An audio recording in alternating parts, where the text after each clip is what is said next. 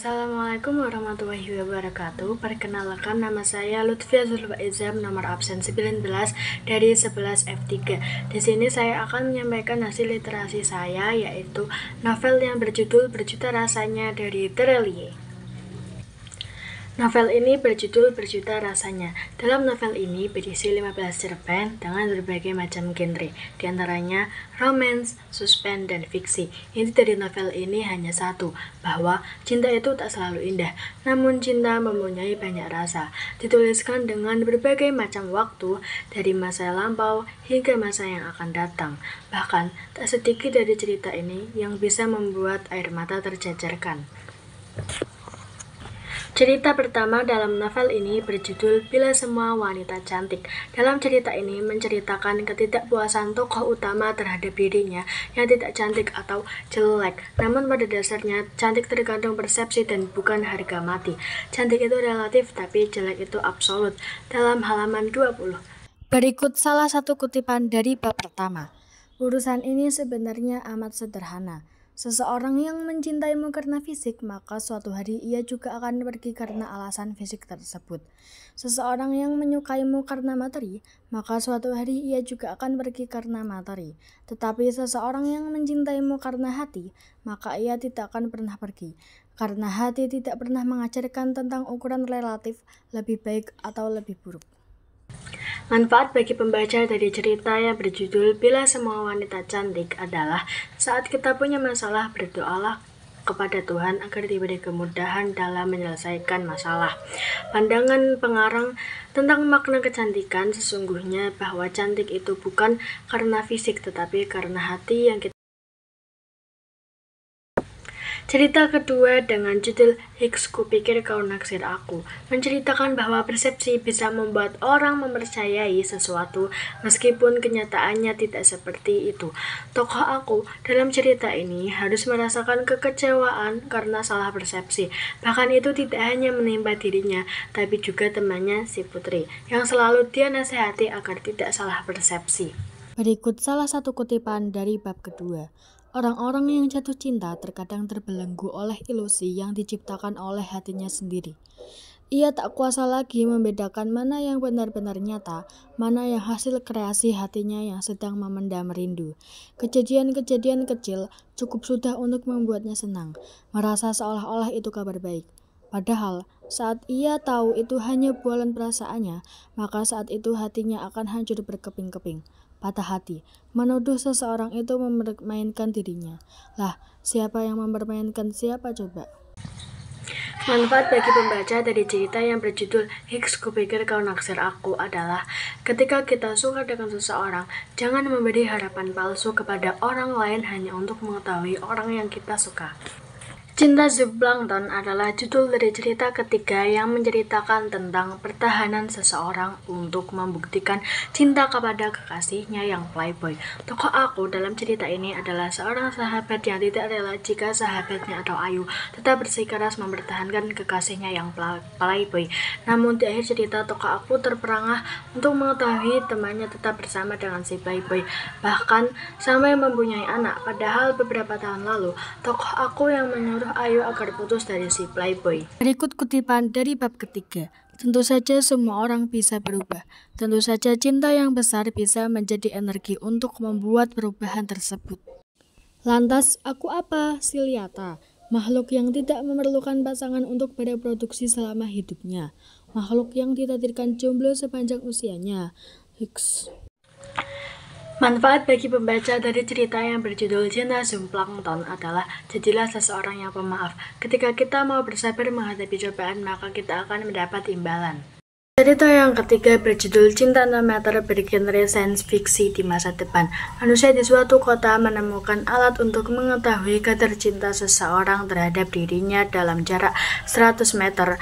Hingga akhirnya masyarakat di kota tersebut kehilangan arti cinta sesungguhnya. Dan cerita ini menunjukkan bahwa cinta bukan sekedar ukuran, namun cinta adalah suatu hal dari langit yang murni, bukan karena sebuah alat.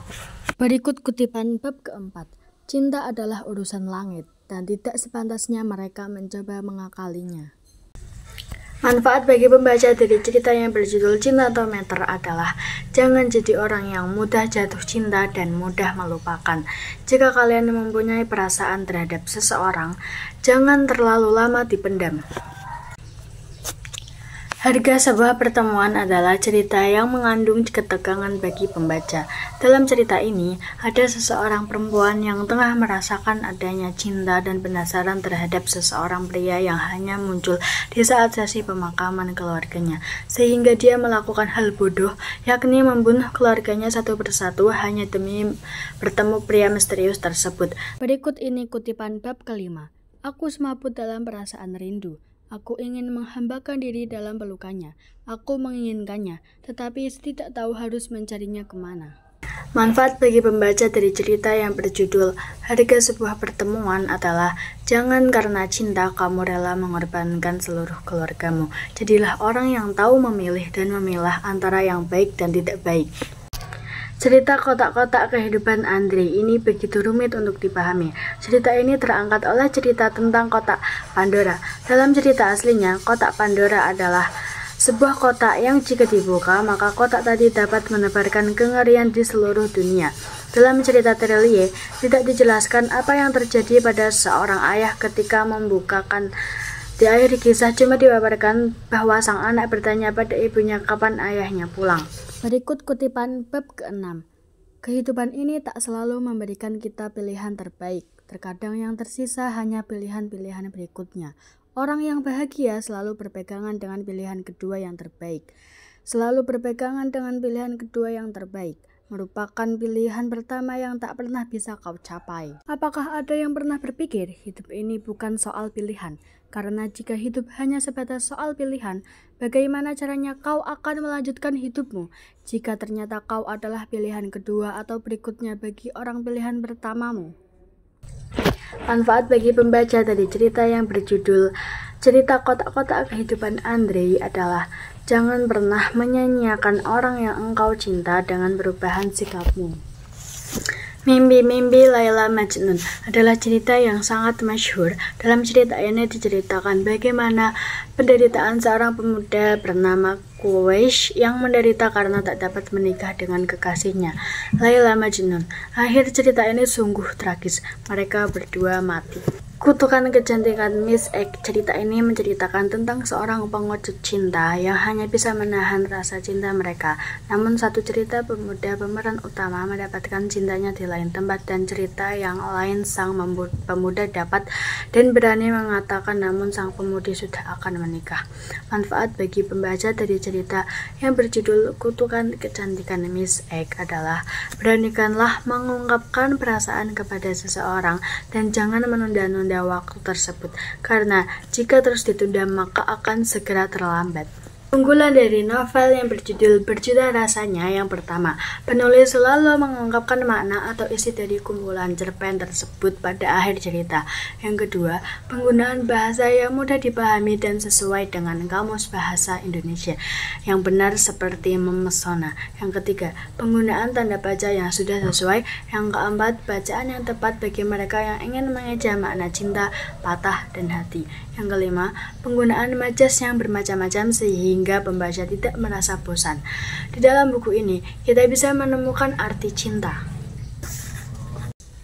Kekurangan dari cerita yang berjudul Berjuta Rasanya dari Terelie ini adalah sebagai berikut. 1. Jika dilihat dari sudut pembaca, alur cerita dalam novel mudah ditebak karena ceritanya sesuai dengan kalangan anak muda. 2. Penjabarannya terlalu bertele-tele, kata-katanya juga banyak yang diulang-ulang. Yang ketiga, alur cerita dalam novel ini terlalu panjang, sehingga pembaca kesulitan untuk memahami maksud yang hendak disampaikan oleh pengarang. Yang keempat, ada cerita yang tidak ada ujungnya atau bisa disebut menggantung, sehingga membuat pembaca bingung. Yang kelima, cerita satu dengan lainnya tidak berkesinambungan. Mohon maaf apabila banyak kesalahan-kesalahan kata yang saya sampaikan. Sekian, wassalamualaikum warahmatullahi wabarakatuh.